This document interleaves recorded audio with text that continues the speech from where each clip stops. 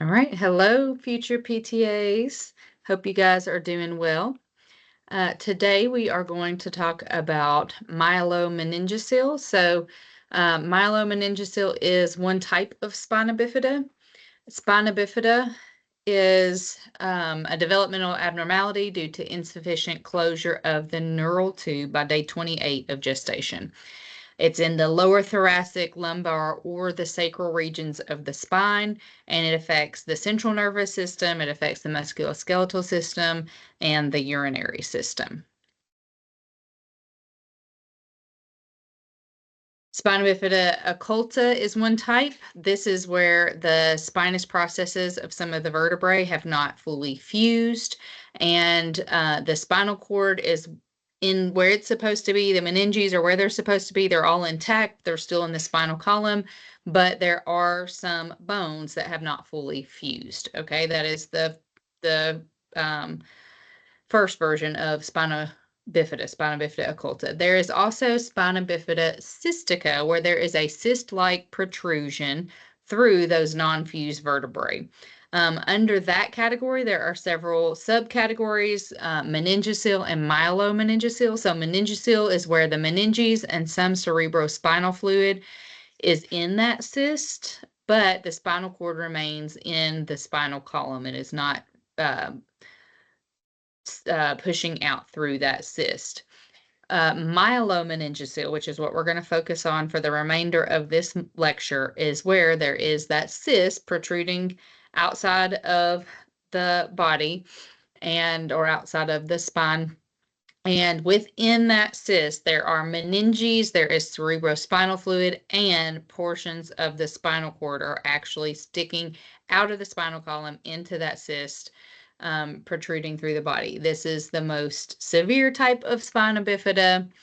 It may or may not be covered by skin, so it could kind of be an open area, which would be even more severe. And it causes significant impairments in a person who has myelomeningocele. All right, so the etiology of spina bifida and specifically myelomeningocele, there's no definitive cause. So some people may have a genetic predisposition to spina bifida. There may be some type of environmental components, but there's not one specific cause that they can just pinpoint and say this is why a child has it and why this child does not. Folic acid can be used during pregnancy to help prevent myelomeningocele. So folic acid is typically in all prenatal vitamins. That's why they can encourage you to take prenatal vitamins even if you're trying to get pregnant, because as you saw earlier in the first slide with spina bifida, the neural tube should be closing by day 28 of gestation. That means you are only 4 weeks pregnant, and most of the time you don't know you're pregnant until you skip your first cycle, and by that point you're 5 or 6 weeks pregnant. So the neural tube has already closed. So it's really important, if you are in that age and sexually active and not doing any prevention measures, or if you're actively trying to get pregnant, to take prenatal vitamins so that it's available in your system to help that neural tube close. On a side note, folate is kind of the broken down form of folic acid that can be used by your body. Some people really have difficulty breaking down folic acid into a usable form, and so they may benefit from taking folate itself rather than folic acid. So that's just something to keep in mind if you are taking prenatal vitamins, when you're looking at their ingredients, to look for that.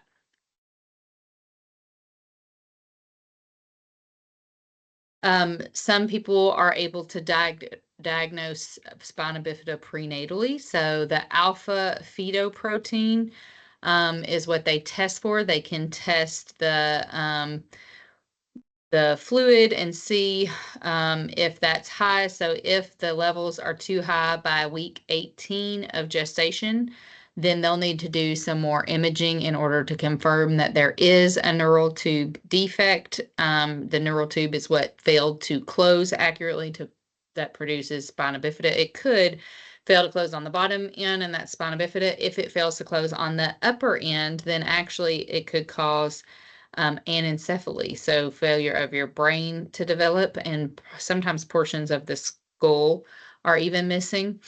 And that may cause a child to be a person to have a miscarriage, the child just to stop developing altogether, or they may be able to continue with that pregnancy and deliver that child. So back to the alpha fetoproteins. If that's high, it's detected that it's too high, then they'll do some more imaging, and then they may determine, if the fetus has um, spina bifida or not. And if they do, they may be able to actually do surgery on the fetus while the mom is pregnant. So that is just mind blowing to me how amazing that is, that they could see it and they could diagnose it, and then they could do the surgery while the mom is pregnant. So if they do it while they're pregnant,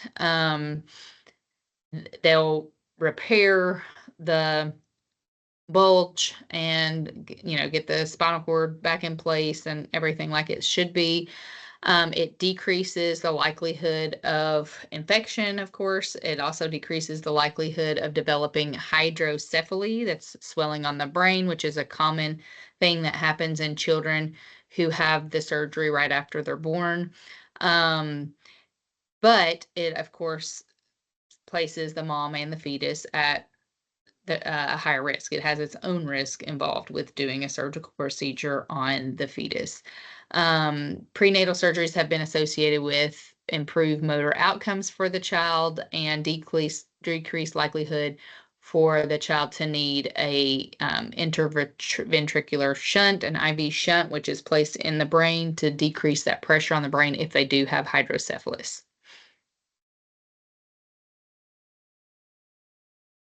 Some of the clinical features that you see in children with myelomeningocele, which is going to be abbreviated MMC, are neurological deficits and impairments, functional movement related to the level of impairment, so level of lesion. So if it's higher, you might see more motor impairments, and if it's lower, you may see less. There are musculoskeletal impairments like weakness or paralysis. May also be impairments in sensation.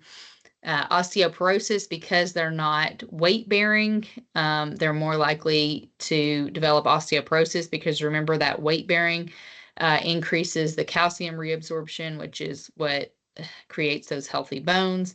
Also, the muscles pulling on the bones help stimulate bone growth and bone health. So if you have weakness and or paralysis, then it could cause less healthy bone growth and more likely to get osteoporosis and even neuropathic fractures. Those are fractures related to an underlying neurological disorder, and you're more likely to get them when you aren't able to weight bear.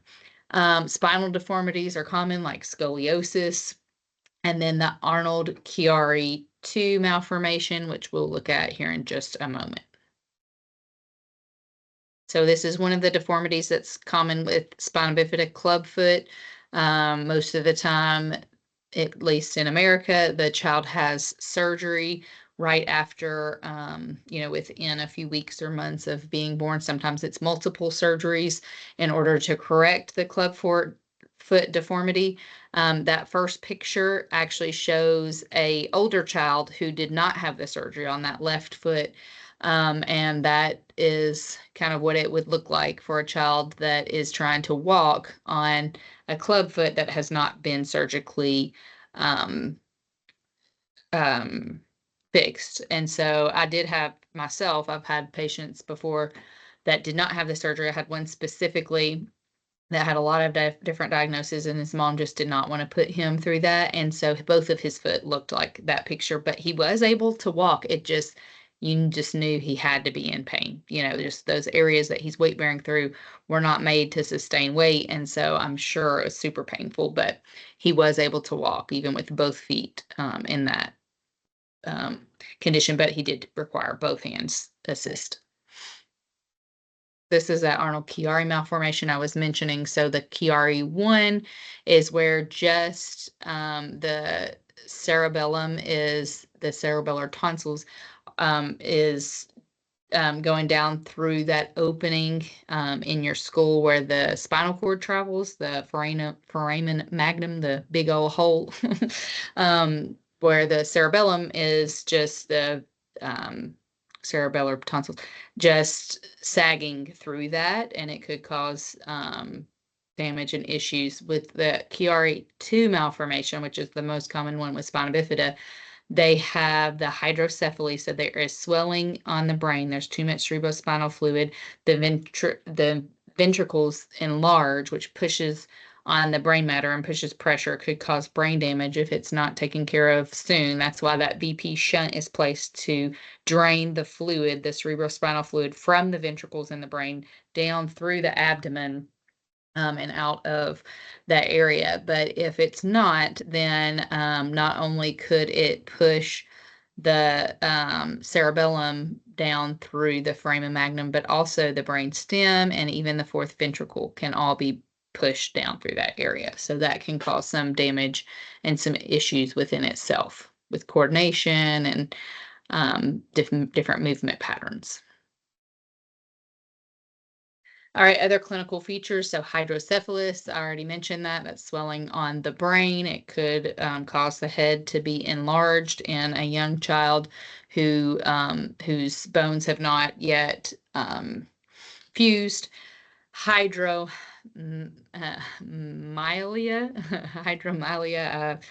not great at saying it. That is going to be explained in a future slide. The tethered spinal cord, let me look ahead. Yeah, I have a slide on it too. So tethered spinal cord, I'll go through. Sensory impairments, of course, lack of sensation, bowel and bladder dysfunction, difficulty controlling those, and then latex allergies. So remember that S2 through 4 innervate your bowel and bladder. And if you have issues with S2 or above, then you often cannot feel the sensation to go to the bathroom, and you may or may not have the ability to control when it happens. So you may have difficulty keeping from having a bowel movement or causing yourself to have a bowel movement. So usually potty training is delayed in children with myelomeningocele. Typically, you can start teaching them how to self-catheterize with intermittent catheterization by age 3 or 4, and they can actually become independent with that by age 6, typically. You may have to have some type of bowel program that they are on in order to become independent with that, and that's a lot harder to control than the bladder with the self-catheterization. Why latex allergies are common. Why is it believed for latex allergies to be common with people who have myelomeningocele? It's believed it's because they're exposed to latex so much, but going in and out of the hospital for surgeries or for exams or for different things, and the people at the hospital wearing the latex gloves over and over causes them to be or it is believed that that's often what leads to the latex allergies. But latex allergies in this population have decreased recently because of the decreased use of latex gloves. Now that we're seeing latex allergies, a lot of places are doing latex-free gloves. So you do want to minimize the exposure as much as possible. And some studies have shown that people with myelomeningocele that are not exposed to latex often have less likelihood of getting that latex allergy. All right, so here is a slide showing hydrocephalus. So that bottom picture is a very severe case where you can absolutely see that the brain is swollen. But in a milder case, it might just be that you see that the fontanelles, that soft spot in a baby's head, that it's bulging. So in that very first picture in the corner, The soft spot is not bulging, so the head is just kind of rounded. And then in the picture beside of it is when the soft spot was bulging. You could see there's like um, a little peak there. And that could be the only indication. I mean, it might be as basic as that, just seeing that bulge. Or it could be as extreme as seeing the entire skull kind of open up and allow for that swelling. Typically, they will place a VP shunt in the brain to decrease that pressure. If the pressure remains, then it could cause brain damage. And if the shunt um, malfunctions or gets clogged, then it could cause that swelling to return. So you kind of have to watch for signs of that. Here is a VP shunt. So before that was placed, the ventricles are enlarged because the cerebrospinal fluid is gathering in those ventricles and causes them to stretch out and push on the brain matter and causes pressure, which would cause damage eventually. But when a VP shunt is put in, they implant a tube that drains behind the ear down into the abdomen to relieve the pressure. So this lady in the picture is just the scar afterwards. Most of the time you can see evidence of that scar in the child, and then you may or may not actually be able to see a little bit of an indent or a impression where the tubing goes down their neck as well. I do want you to be aware of the signs and symptoms of a shunt malfunctioning, because that's what you need to know more than anything is, if you're in therapy and just things aren't adding up, things just seem off. Is this a medical emergency or not? And if you feel that the shunt is malfunctioning, then yes, it is. They need to go back and see their physician immediately. Some of the signs, it's a little different from infants to toddlers to school age kids, but some of the signs are if they have that bulging soft spot, if they have the sunset eyes, so the eyes are like looking down significantly, that's the sunset sign. If they have an excessive rate of growth of the head, of course, that's only going to be obvious in babies before their bones start to fuse together and not allow for that growth. And if you don't have the room for the growth, then it's just the brain tissue that's getting squashed in between the skull and the swelling. So that's even more detrimental. It could be thinning of the skin over the scalp. Again, this is in a young child who has that ability for their brain, for their head to expand. Seizures, vomiting, extreme lethargy, headaches, edema, redness along the area where the shunt is, if they do have a shunt, personality changes, memory changes, any significant change in cognition, all of that could be signs that the shunt is malfunctioning and they need to go back to their doctor. So if you feel that way, that this is happening, you need to talk to the supervising PT immediately and voice your concerns, and they need to be referred back to their doctor. This is that hydromyelia, which is abnormal widening of the central canal, and it causes cerebrospinal fluid to build up in that area and form a cyst in the middle of the spinal cord. This cyst is called a syrinx, and it can damage the spinal cord. Obviously, any pressure on your nerves for long enough will cause damage. So some of the symptoms include rapidly progressing scoliosis, upper extremity weakness, pain, numbness, or tone, and sometimes the legs are involved too. But based on the way that the spinal tracts travel, the upper extremities are going to be more involved than the legs. But if a patient has rapidly progressing scoliosis, whether they have any effects on their arms or not, they need to see their medical doctor immediately just to be checked for this.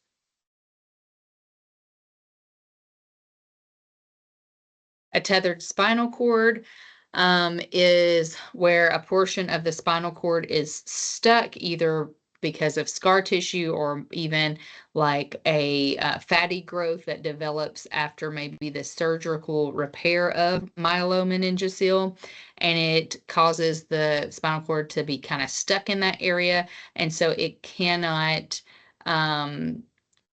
it's like being pulled. It's like being lengthened and pulled, and it's stuck, and it can cause spinal cord damage if it's not released. So it would have to be surgically released, the scar tissue cut or the fatty growth removed, so that the spinal cord could kind of bounce back to where it's supposed to be and not be pulled down and lengthened and stretched, which would cause damage eventually.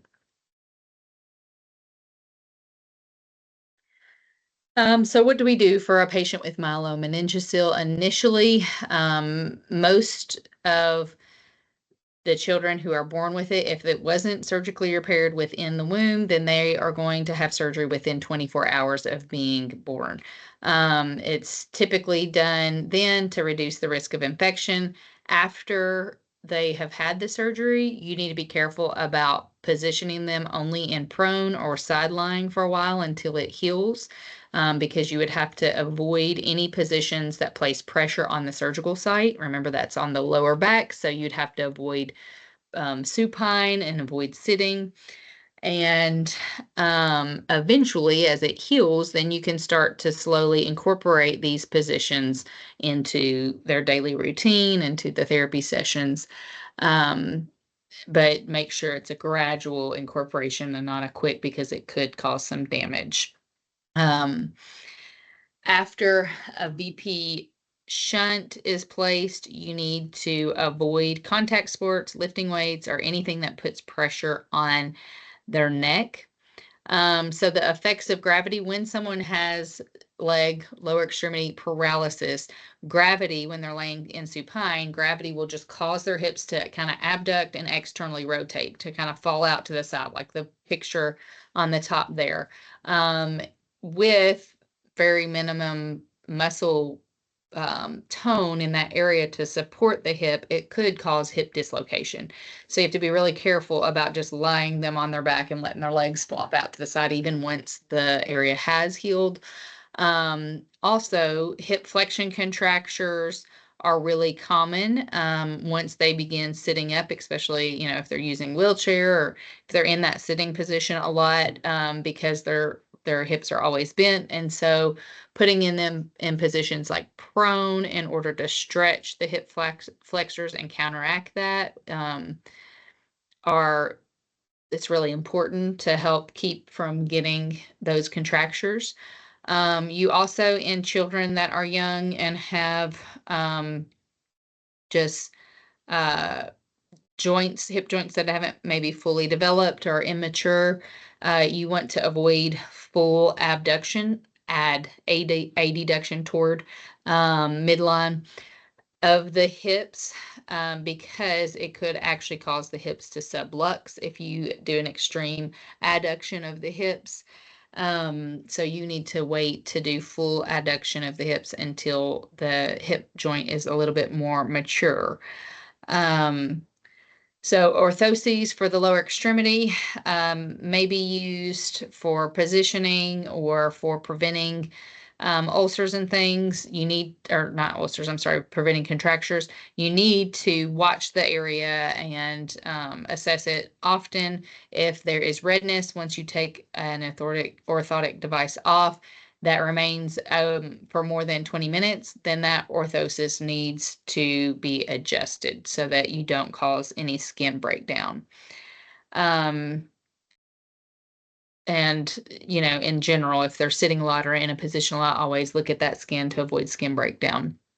As far as sensory precautions, keep in mind and educate the parents on the fact that most likely wherever the child has weakness, they also have a lack of sensation. So they're not feeling you touch or put pressure on a certain area. So if they are, what causes us to adjust in our seat and to move and to not get pressure sores is the sensation of being uncomfortable. We get uncomfortable sitting in the same or laying in the same position for a long time, and our body tells us to move, and we do that. When we don't have that sensation, we don't realize we need to move, and so we stay in a position too long, and that can cause skin breakdown and pressure sores. So educating a parent on the fact that they are not feeling those areas and that you need to do the repositioning for them, and you need to be really careful that they don't injure themselves. Like babies, when they start to find their hands and feet, they kind of might bite on them a little bit. And if they don't feel that it hurts, then they may bite too hard and actually hurt themselves. So it's often recommended that they wear socks or little booties to help them keep from chewing on their own feet and hurting themselves. It's also important to cover their legs with if they do begin like scooting around or crawling or creeping in any sense, to keep them from having skin breakdown. You also need to be really careful about like their bathwater temperature because, if you have a young baby and it's a little too hot or something and you want to be careful anyways, but if their foot touches and they have normal sensation, they might cry and pull their foot up and you realize, oh, the bathwater is a little hotter than I thought. But if they don't have that sensation, they may not cry, and you could quickly scald their skin, and that is absolutely not what you want. Uh, so just be careful about that. Also be aware that when a person has a lack of sensation, they lack the ability to sweat, and control their body temperature. So they cannot conserve heat, they cannot release heat if they're getting too hot.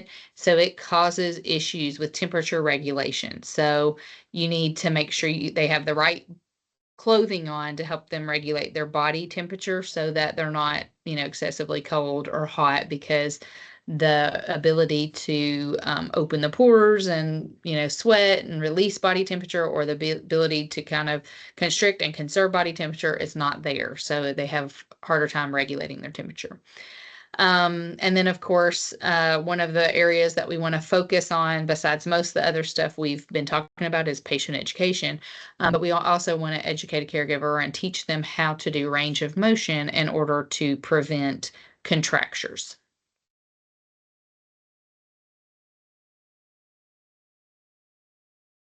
Okay.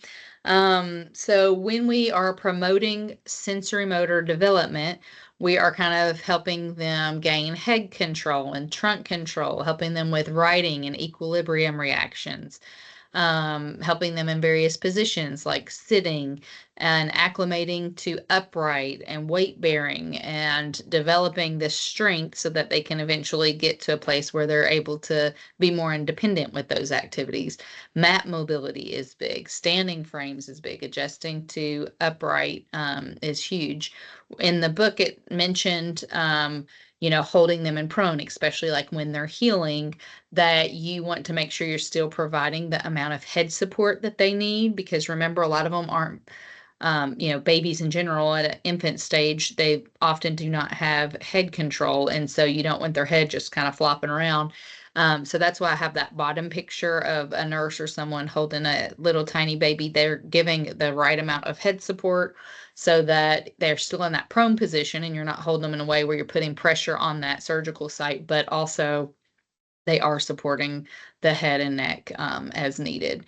So making sure that you offer that support when they need it. And then as they start progressing and getting stronger, you're giving them less and less support so that their muscles are doing more and more of the work, just like you would with any child. That's what you want to do to progress them. When you are helping make a selection for for an orthotic device, you're going to base that on a lot of different factors. Typically, the PT is the one deciding, and it's typically a whole team that decides, including the PT, the orthotist, the orthopedic specialist, and the family, based on their needs and what they see as being the most beneficial for their level of injury. So you look at their age, their level of injury or lesion. It's not really an injury, it was a defect from birth. Their ability to stand and or walk, their arm function and strength, their body proportions, their contractures, their cognition. And you also want to actually include their financial ability. Not everybody has great insurance that's going to cover these devices. You want to include like their environmental factors. Is whatever device you're getting, is it fitting in their home? Is it functional for them to use? Are they able to use it in various rooms, or does it have to just stay in one place and too heavy for them to move around? So all these need to be considered in your decision of what orthotic device to select. When we're looking at the level of lesion, Typically, if someone has a lesion at L2 or above, they would at least need a thoracic hip, knee, ankle, foot orthosis. So it covers everything because they have weakness in all those areas.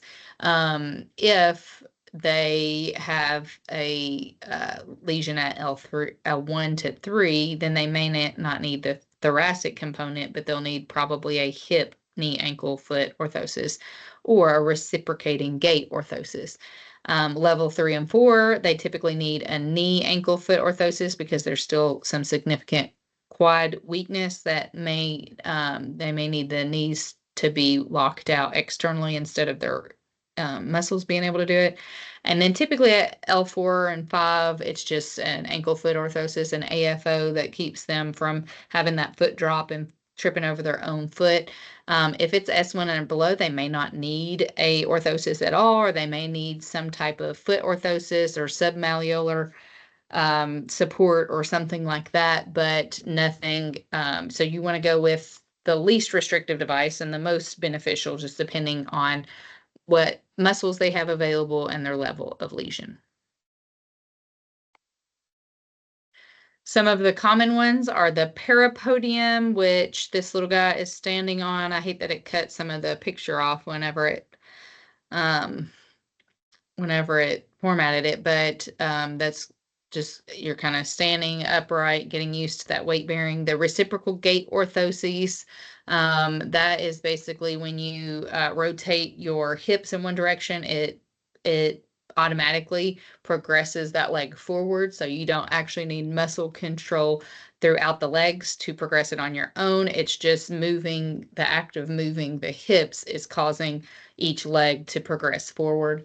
The swivel walker, that's that bottom picture. It's basically like a stander, but as they kind of rotate their trunk, it progresses that whole side of the body forward. So it can help them with weight shifting and with, being able to prepare for some gait training. And it's a little bit more common with the younger children as they're preparing for that.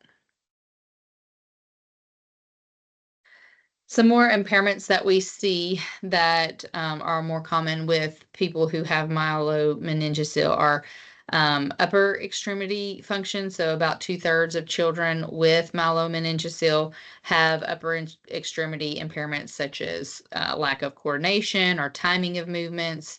And it's usually related to abnormalities in the structure of the cerebellum that might be due to that Arnold-Chiari malformation, or something, hydrocephalus, something like that. They typically demonstrate hand weakness, difficulty with fine motor task, impaired awareness. So that could, really restrict what assistive devices that you could use. It's really important to work on hand control because they need that for all the ADLs they do, for any assistive device they might use for gait.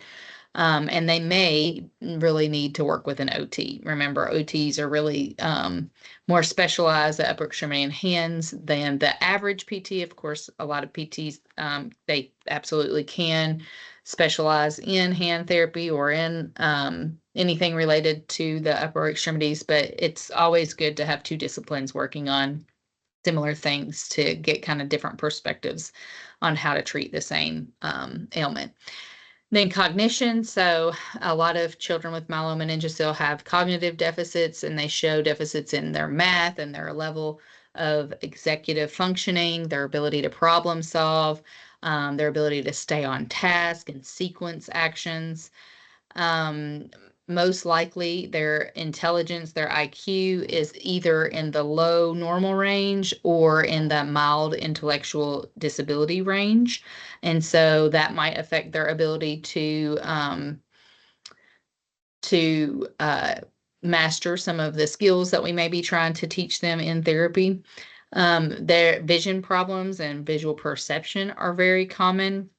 They often have spatial deficits, spatial awareness problems, and it could be related to a true vision problem like strabismus. That's common in myelomeningocele, or it could be because they've just had fewer opportunities to develop spatial perception. because they've had less opportunities to move into their environment as a young child. Remember, in neuroanatomy, we talked about there are these time periods in development that are just key, essential developmental stages that your brain expects to develop a certain ability, such as developing spatial awareness. Usually happens around the time that children typically begin crawling and walking. And if they do not independently move in their space during that time, then it may be really hard for them to fully develop spatial awareness later in life because they've missed that key developmental period. Cocktail party speech, what they're referring to here is when somebody is able to talk a good game, but may not fully understand what they're saying. So maybe they've learned how to talk in a way that makes them seem like they are on the same intellectual or cognitive level as a peer. But then when you really dive deeper, they're not understanding some of what they're saying. And so it may not appear that they're as cognitively impaired as they are. So you don't want to just be fooled and think like, oh, they're able to carry on this conversation. I'm sure they're able to do this, that, and the other, that somebody their age would be able to do. Just because they're having a great conversation with you doesn't mean that they're able to sequence and follow, 3-step directions and, perform a motor task that their brain just cognitively is not able to comprehend.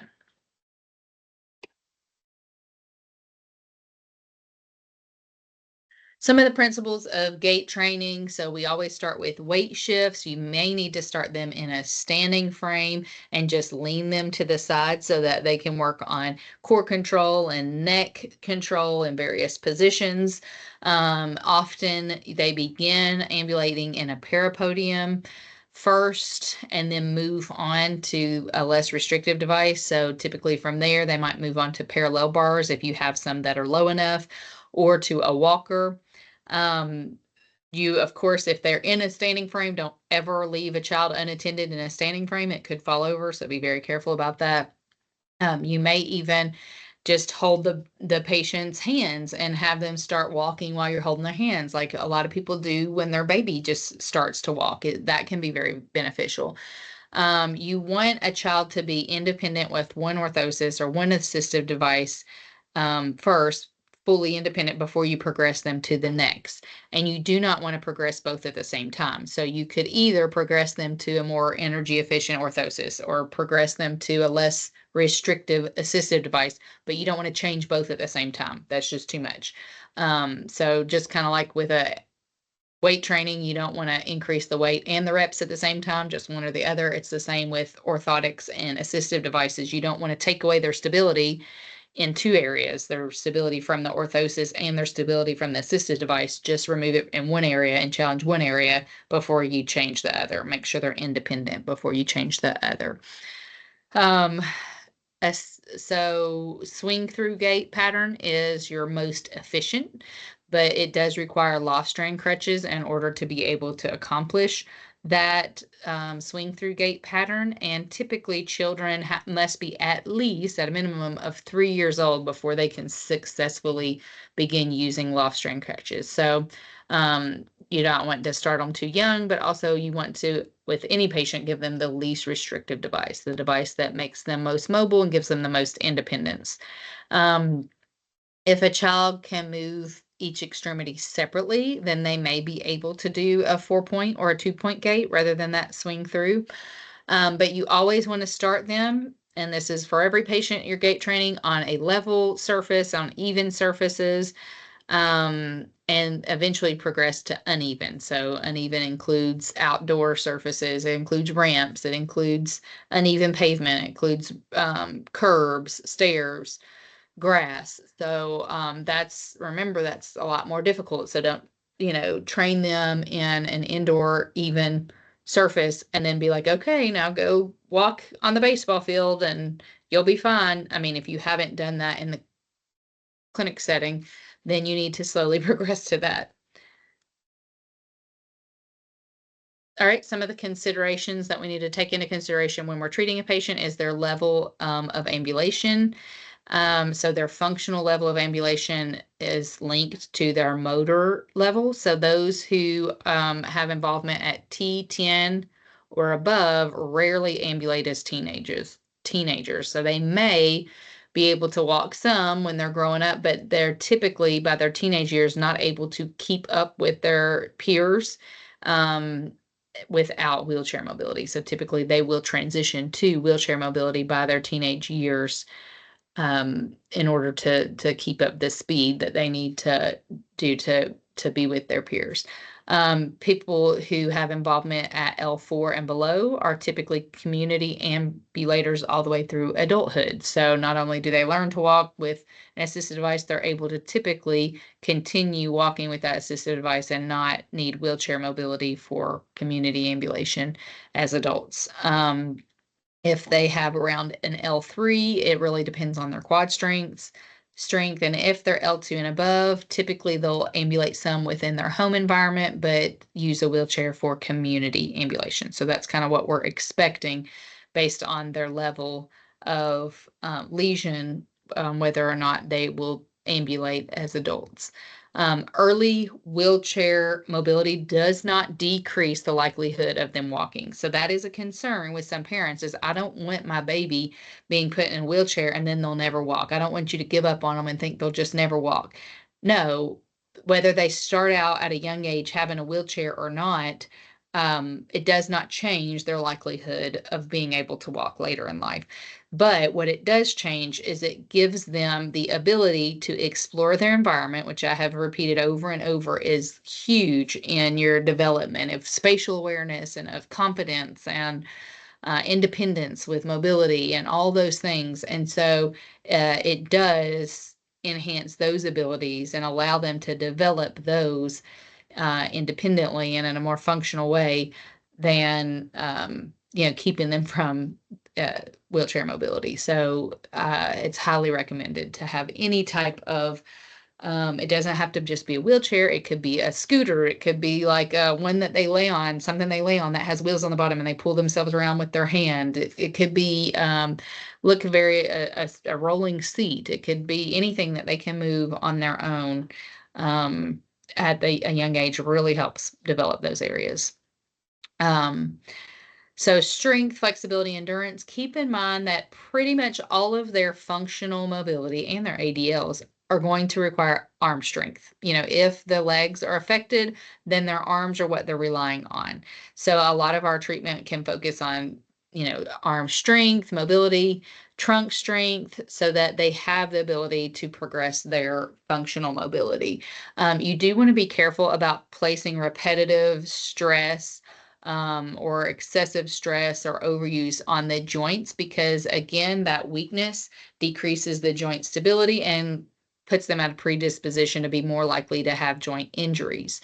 So be really careful with range of motion and with repetitive movements of a joint so that you don't cause an injury. As far as independence with pressure relief goes, we want to teach as many ways to do pressure relief as possible. If they only have one way, then it's less likely they're going to be compliant and be able to use it enough. So there's some pictures there of like a forward lean in order to do pressure relief of just tilting the wheelchair back, a tilt in space wheelchair. If they're going to be wheelchair bound, oftentimes it has that option to tilt it back. So you're changing where the pressure goes. A wheelchair push-up is kind of the gold standard. If they're able to do that, that would be awesome. But it takes a lot of arm strength. And so you really need to be careful with that. Even just leaning to the side and taking the weight off of one leg can be helpful. Or getting out of the chair and doing different positions out of the chair, prone, or being in a stander, or kneeling. Anything that they're able to tolerate out of the chair is also great for pressure relief. You want to make sure they have a pressure reducing seat cushion and wear clothes that protect their skin so that they're not, having direct contact as they're doing a sliding board transfer or anything like that, and decrease those shear forces. The pressure reducing cushion is not enough. It does not negate the need to do pressure relief. You still need to do pressure relief even if you have a pressure relieving cushion.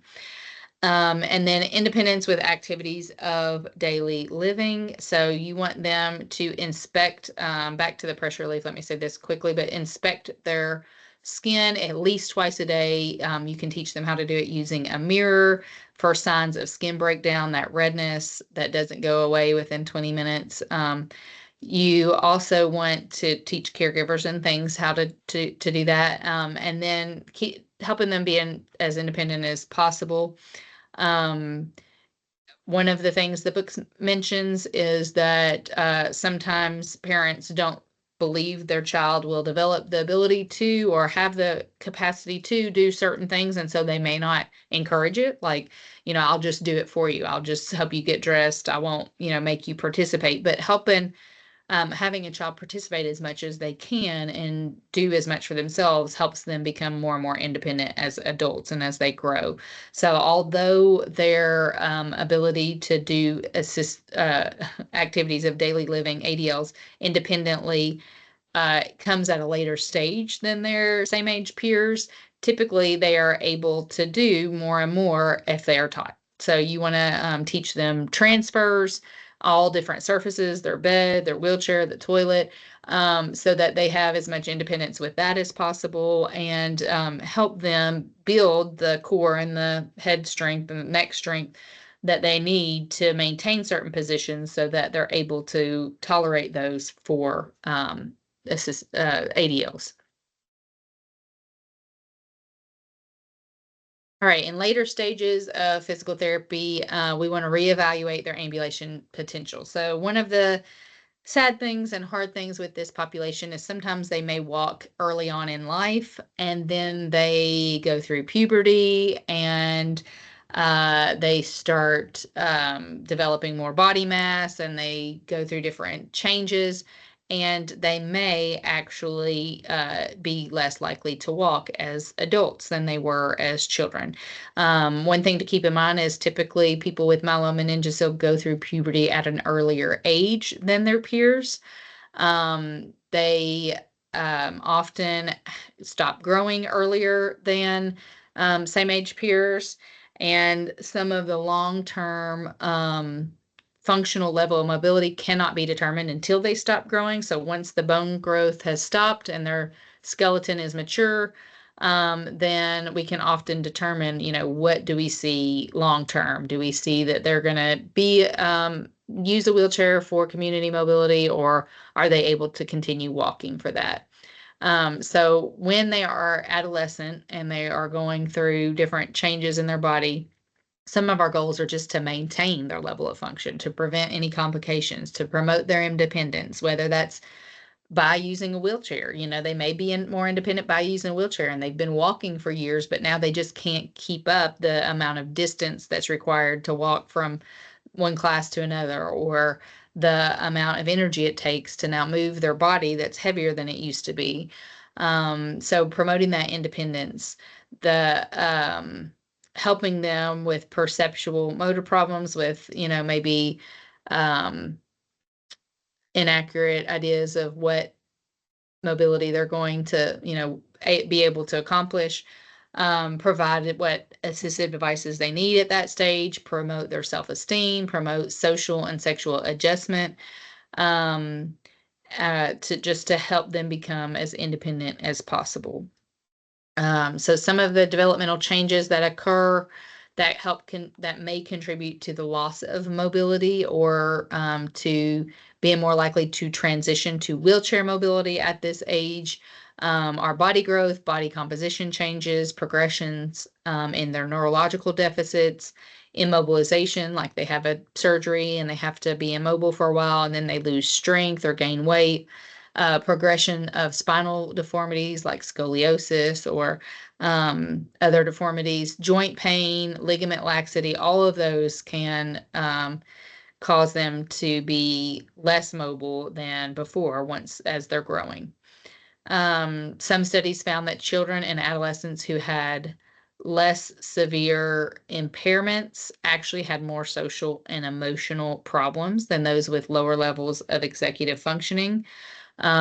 So they, contribute that it might be due to their self-perception, like that they identify both as a healthy individual and as a disabled individual. And so they just don't feel like maybe they fit in exactly to one category or another. And so it's harder for them to really, feel like I don't feel like I fit in here, but I also don't there. And so who do I fit in with? It could also be related to others' perception of them. Some people are more understanding when they are more empathetic, and more accepting when they see that you have a cognitive disability as well, and when they see you're cognitively intact, but just have, a physical impairment. They may not get it. Why is it hard for you to bathe? It's not hard for me to bathe, and you don't have, they may just not be willing to empathize and to accept the patient as much as they would with someone who's a little bit more impaired. So some of the studies have shown um, that those who have more significant impairments actually have more friends than those with less significant impairments, which is really sad and just kind of pushes me to, want to reach out and be more friendly to people who are different than me. That's really a big thing in life, and to teach my children to do that too.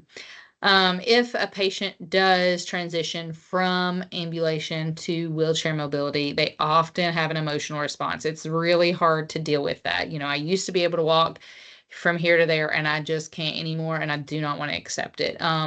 So one of the ways that PTs can help them through that is by reminding them that this is common.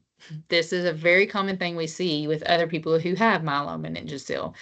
Um, it can give you greater independence. Like, yeah, before you had to have somebody help carry your books between classes. Now you can use the wheelchair and your books can be in your lap and you don't have to have that help anymore. So just reminding them of the positives and of the fact that, this is part of getting older and part of could help them with acceptance of that.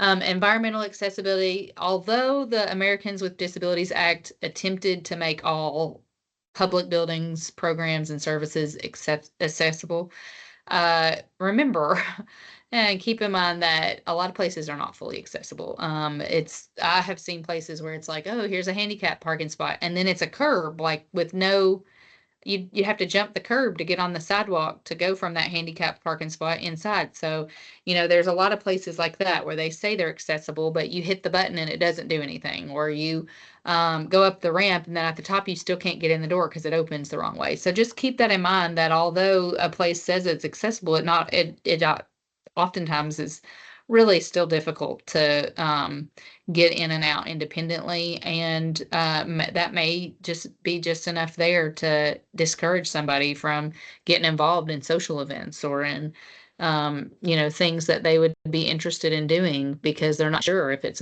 accessible or not. Um, as far as driver's education, a lot of people can get to a place where they're independent with driving.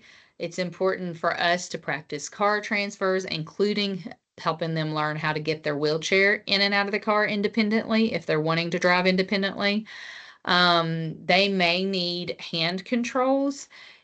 Personally, in the state of Kentucky, that's where I'm teaching from, is the rule is you have to go through certain testing and certain requirements in order to get that stamp of approval and that permission to use hand controls.